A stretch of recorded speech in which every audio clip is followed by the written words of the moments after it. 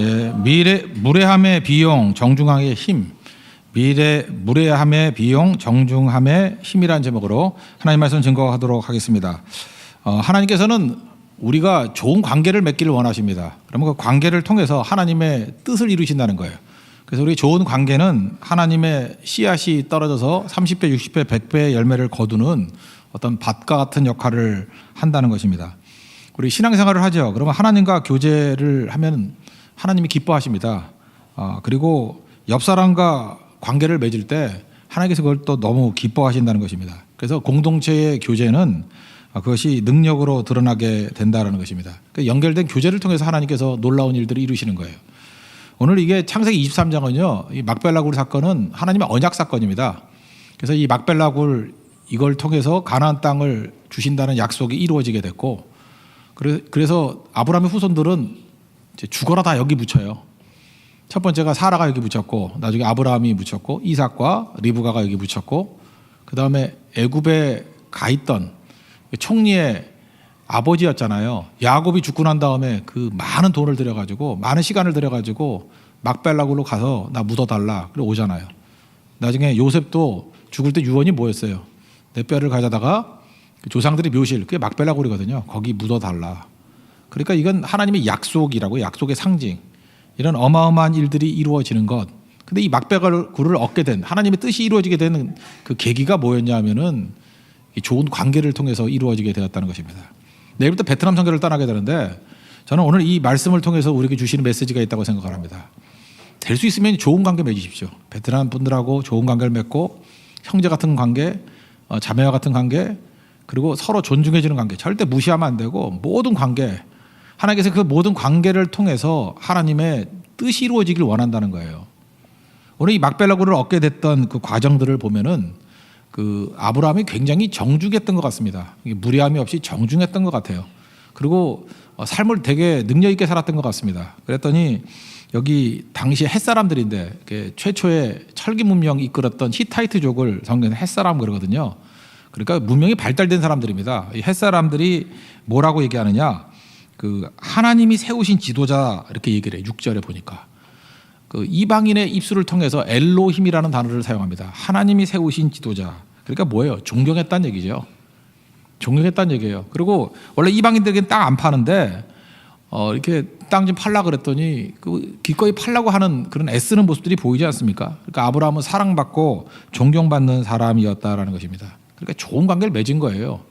그리고 아브라함이 얼마나 겸손합니까? 그랬더니 절을 했다. 7절에도 절을 했다는 얘기가 나오고 12절에도 절을 했다가 나와요. 아브라함이 일어나 그 땅 주민 헷 족속을 향하여 몸을 굽히고. 그러니까 이게 보통 정중한 게 아니죠. 겸손함이 있는 게 아니죠. 그러니까 아브라함이 그냥 힘만 세다가 아니라 이 사람은 굉장히 정중함이 있었다는 것입니다. 무례함 그런 걸 떨치는 인생이었다는 거예요. 그러니까 좋은 관계가 있잖아요. 그 관계를 하나님이 사용하셔서 하나님의 언약을 이루시잖아요. 그렇다 그러면 내가 내 성질 때문에, 내 무례함 때문에 관계가 다 깨져버려요. 그럼 하나님께서 관계를 통해서 일하시는데 참 하나님께서 일하시기 힘들겠죠. 관계가 없으니까 주로 어떻게 하겠어요? 주로 기적을 통해서만 일을 하시잖아요. 기적이라는 게 뭐 좋은 기적만 아니라 내가 깨지는 것도 기적이니까, 그죠? 그러니까 이게 하나님이 이루어지지 않는 일들이 너무너무 많이 있더라는 것입니다. 저는 경영학을 전공했으니까 옛날 책 생각이 나네요. 짐 콜린스라고 옛날 책입니다. Good to Great. 굉장히 유명했던 책이에요. 베스트셀러였는데 번역은 좋은 기업에서 위대한 기업으로. 당시 이제 하버드 대학에서 이제 조사를 했어요. 500대 기업을 조사를 했는데 그 중에서 뽑은 거예요. 그 좀 괜찮은 그레이트한 이런 그 회사가 어디 있느냐. 그래서 좋은 회사 9세 해당되는 거 500개를 뽑고 그 중에서 그레이트에 해당되는 그 11개를 뽑았어요. 11개를 뽑았는데 뭐 거기 보니까 그 다른 기업과 차별이 되더라는 거예요, 분명히.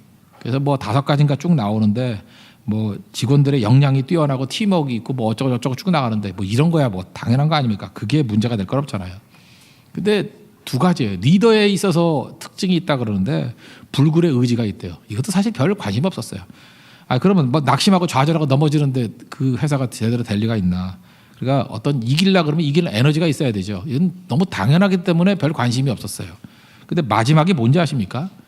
CEO들이 다 겸손하더라는 거예요. 지극히 겸손한 자들. 근데 겸손의 내용들이 뭐냐면 참 공손한 사람들이라는 거예요. 여러분들 어느 회사 가보면 제일 교만한 사람들이 수위인 거 아시죠? 그거 모르세요? 수위 아저씨가 제일 교만해요. 그리고 막상 그 CEO들 만나보면 생각보다 겸손한 분들이 너무너무 많아요. 그러니까 회사가 되는 회사들은 그래요. 이렇게 막 소리 지르고 갑질하고 하는 어떤 회사가 잘 안 되겠죠. 그죠? 진짜 만나면 겸손함이 있고 이게 공손함이 있다라는 것입니다. 오늘 제가 읽었던 책 얘기를 했죠. 거기 보니까 무례함은 대가를 치른대요. 우리 그 생태계를 다 교란시켜버린대요.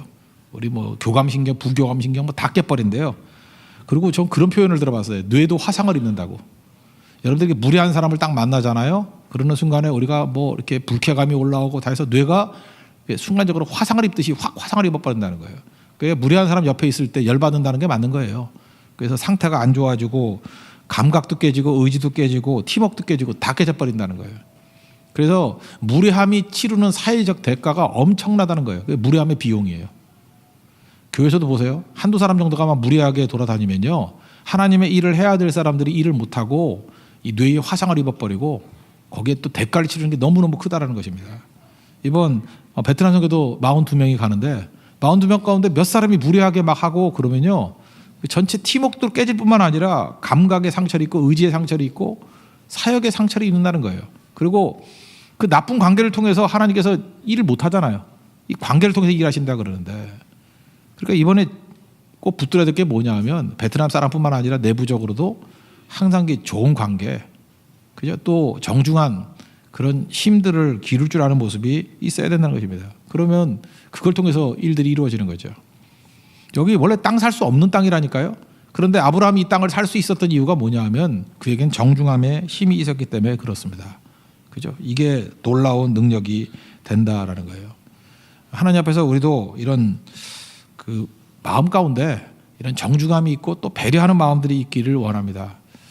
저는 그 옛날에 그 이민 사회 있잖아요. 미국이나 뭐 이런 데 가보면 그 한국 사람들이 뭐 어렵게 사니까 너무 어려울 때는 자기밖에 모르잖아요. 그래서 뭐 자기 것, 뭐 우리 것 그러다 보니까 사회적인 존경을 덜 받는 것 같아요. 지금 미국 트럼프 대통령이 그 대통령 되기 이전에 선거할 때 그 한국에 뭐 지원하는 거 다 끊어버리겠다 뭐 이런 얘기를 했던 적이 있어요. 저는 그 얘기를 들어보면서 이민 사회에서 얘기를 한번 들어봤거든요. 그 들어보니까 그런 이미지를 어디서 얻었을까요? 사실은 트럼프가 아마 접했던 한국 사람들이 그랬던 사람들이 있지 않았는가 뭐 이런 생각을 가져요. 그 쭉 보면요, 그 각 나라에 대한 호감도 있잖아요. 이민사회 호감도. 뭐 옆에 있는 나라 얘기해서 뭐 하지만 일본이 2위고 한국이 61위 그래요. 그러니까 한국 사람들은 뭐 지독하다 뭐 이런 느낌이 있지 뭐 우리가 같이 있어가지고 좋다 뭐 이런 게 별로 없는 거예요. 그죠? 그러니까 여러분들도 내가 있어가지고 얼마나 이게 좋은 영향을 미치느냐 뭐 이런 것들을 꼭 가지고 있어야 된다고 생각을 합니다. 그죠? 그게 아니라 그러면 어려워지는 거겠죠. 그 감사하는 마음도 가져야 되고요. 우리가 또 얼마나 받은 게 많이 있습니까? 이제 그런 것들을 좀 나눌 줄 아는 그런 모습도 있어야 된다고 생각을 합니다.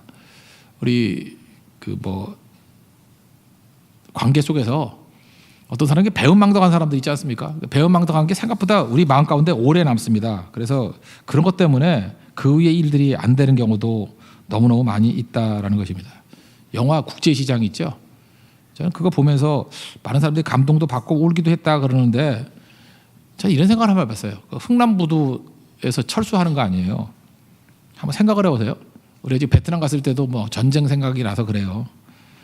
그때 미국 사령관이 계셨는데, 그죠? 그 뭐 레너드 루머더라, 뭐 레너드 뭐 어떤 그 사령관이었는데 원래 그게 상선이었어요. 상선이었는데 그거 미군 그 장비들 뭐 탱크라든지 뭐 포라든지 이런 거 실어서 이제 철수하려고 그러던 거였거든요. 근데 그 사령관이 명령을 내리죠. 뭐 모든 무기 다 내려놔라. 아마 그 무기 가격도 엄청났을 거예요. 그죠? 당시로서는. 그리고 그게 불질러 버리죠. 마지막에. 그리고 사람 태워라. 10만 명 철수시켰어. 10만 명. 흥남부두에서 지금도 아마 여기 부모님들 가운데 있을 거예요. 그죠? 우리 대통령께서도 그 부모님이 뭐 그때 철수했다면서요. 그 10만 명.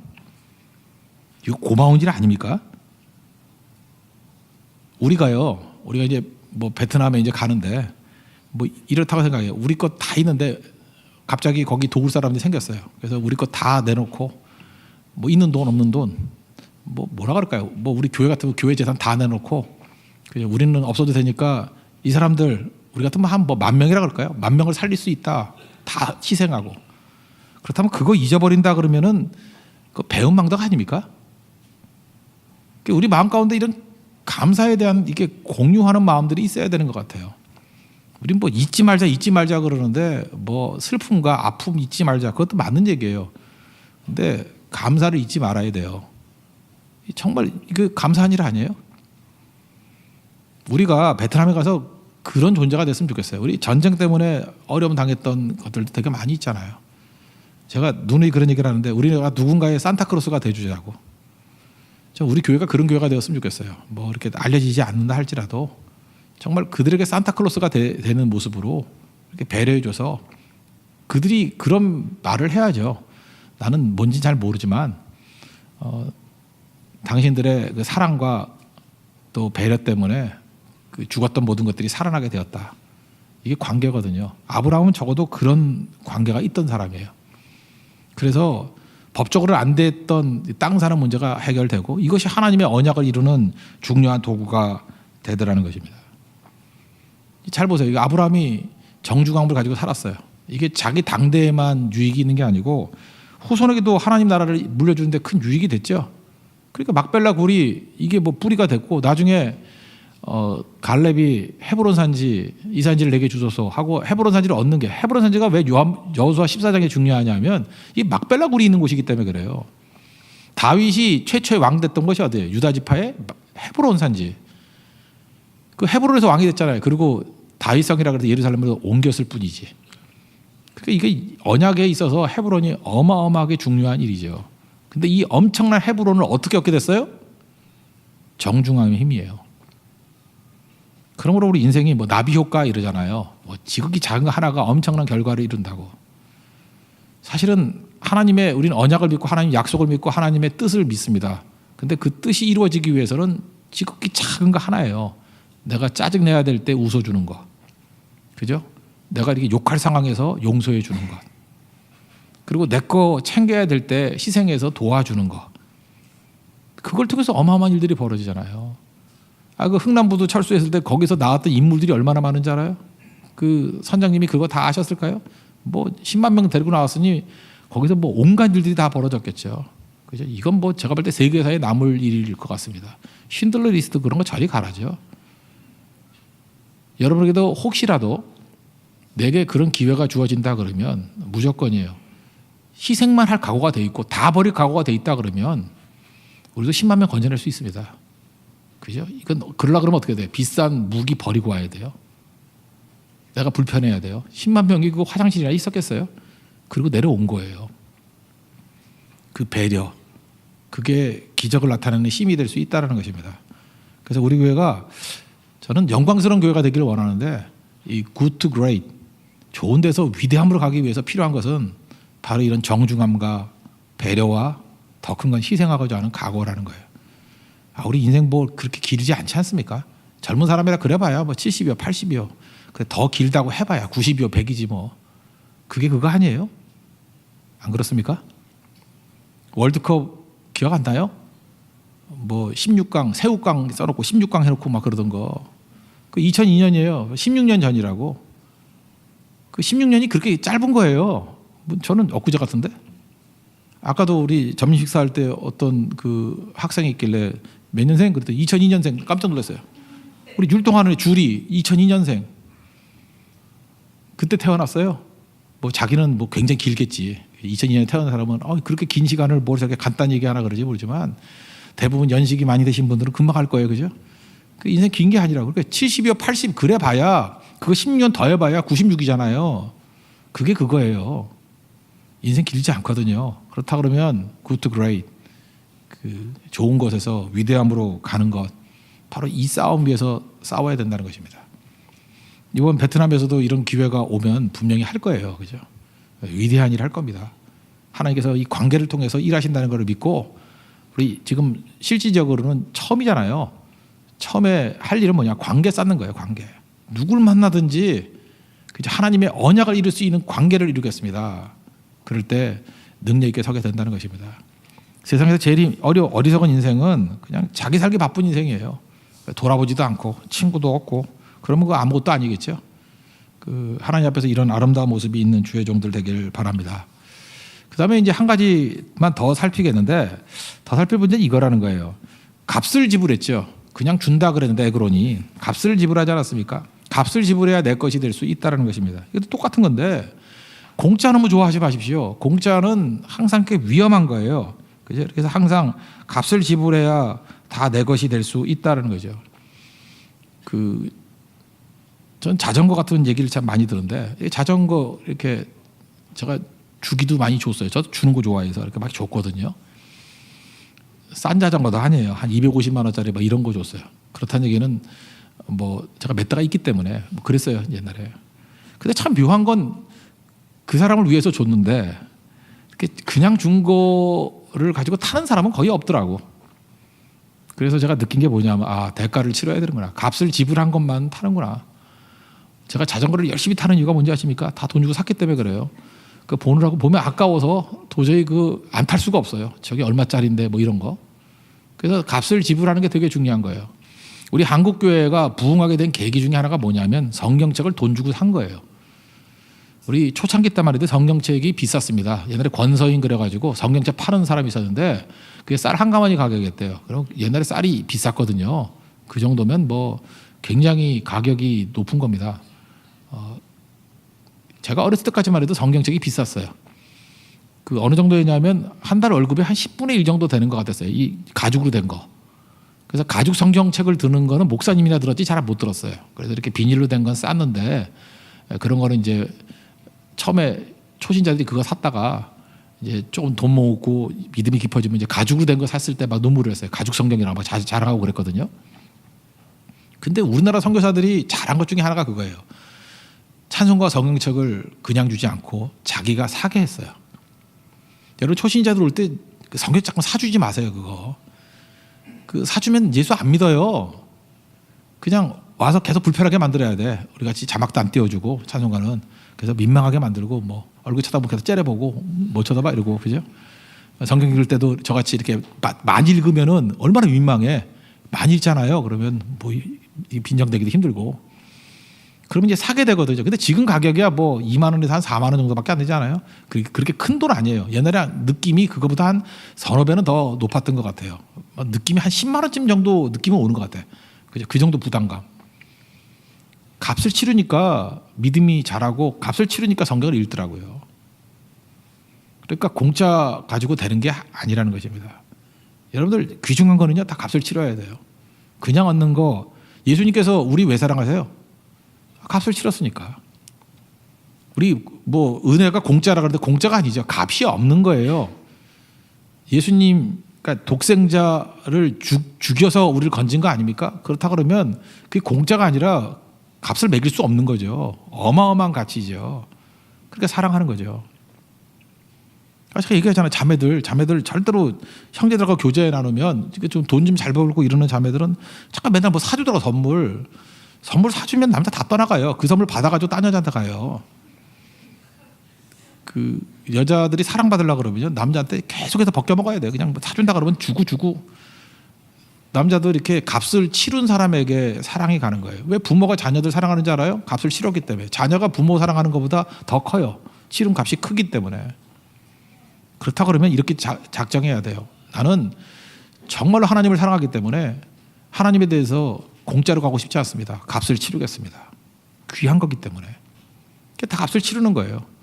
교회도 마찬가지입니다. 교회도 뭐 이렇게 무임승차하는 사람들 있잖아요. 뭐 다 중요한 일 끝나고 난 다음에 슬쩍슬쩍 끼고. 그런 사람은 절대 주역이 될 수 없습니다. 누가 주인이에요? 누가 주인공이에요? 누가 기둥같이 쓰임 받습니까? 값을 치르는 사람들이에요. 우리 선교 현장에도 가보면 값을 치르는 사람들이 다 그 선교에서 주역이 되지 않습니까? 그렇다 그러면 우리 지금 어린이들도 있고 뭐 자라나는 청소년들도 있고 또 초신자들도 있고 하는데, 여러분들 기둥같이 쓰임 받기를 원합니다. 기둥은 뭐냐 하면요, 자기 혼자 서 있는 게 아니라 주변을 벽도 지탱하게 만들고 천장도 지탱하게 만드는 거 아니에요. 기둥만 있으면 뭐라 그래? 그걸 폐허라 그래요. 폐허. 알아요? 너 기둥 같은 사람이다. 근데 자기밖에 없어. 그럼 폐허예요. 근데 기둥 같은 사람이라는 것은 자기가 세워야 될 벽도 있고 지붕도 있고 그러는 거예요. 그렇게 값을 치르면 지도자 되는 거예요. 그렇다고 해서 일어나게 되는 거라고.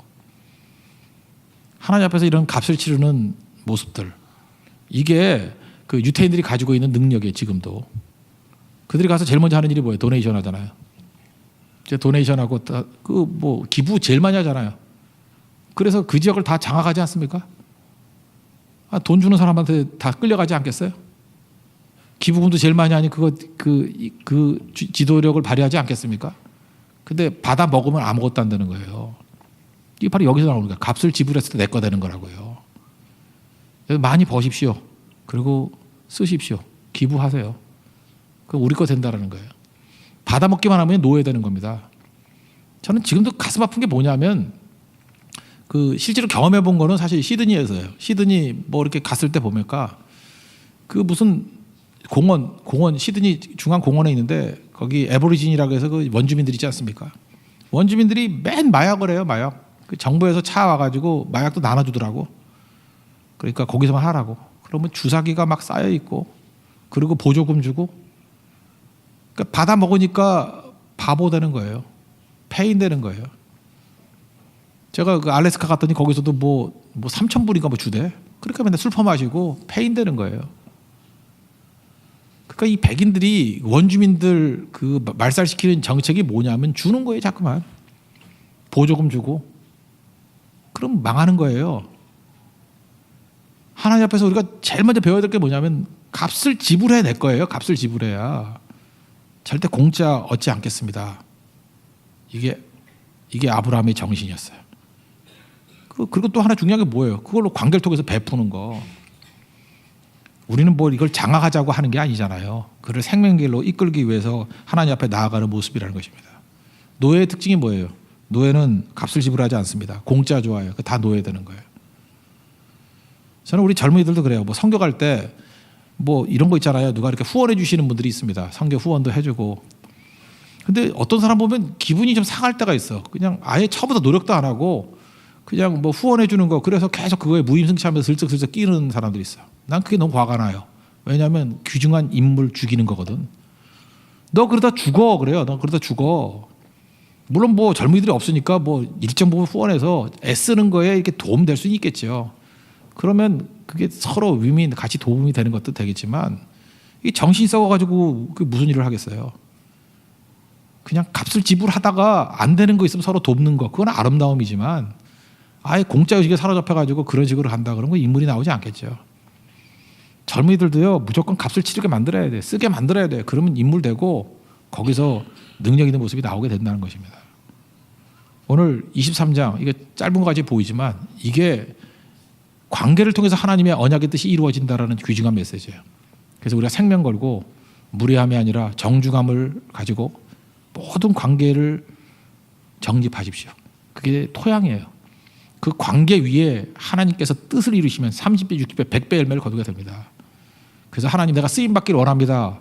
그러면 무슨 준비를 해야 돼요? 하나님 관계의 폭이 깊어지고 관계의 폭이 넓어지기를 원합니다. 이 관계를 통해서 하나님이 일하시기 때문에. 여러분 성교뿐만 아니라 일상의 삶 속에서도 이 뜻을 이룰 수 있는 믿음의 종 되기를 바랍니다. 또 한 가지, 하나님 절대 공짜 없습니다. 공짜가 아니라 값을 치르기를 원합니다. 값을 치러야 주인 되고 값을 치러야 거기서 열매가 있고 영원히 지속될 수 있다는 것입니다. 은혜는 공짜가 아니에요. 값을 매길 수 없는 엄청난 거라고. 우리가 값을 매길 수 없는 엄청난 희생과 헌신이 있다 그러면 생명으로 얻게 되는 그 엄청난 일들이 이루게 된다는 것입니다. 우리 세계의 모든 성도들은 값을 치르는 종 되기를 원합니다. 그게 성경에서 말하는 십자가지란 뜻이에요. 아무든지 나를 따라오려거든 자기를 부인하고 자기 십자가를 지고 나를 조질 것이니라. 값을 지불하라. 그래 얘기해요. 그게 예수님 제자들이 걸어갈 길입니다. 승리합니다. 그리고 모든 관계를 통해서 하나님의 뜻을 이룰 수 있는 믿음의 신실한 종 되기를 축원합니다. 모두 자리에서 일어나겠습니다. 나주님의 기쁨 되기 원하네 찬양하겠습니다.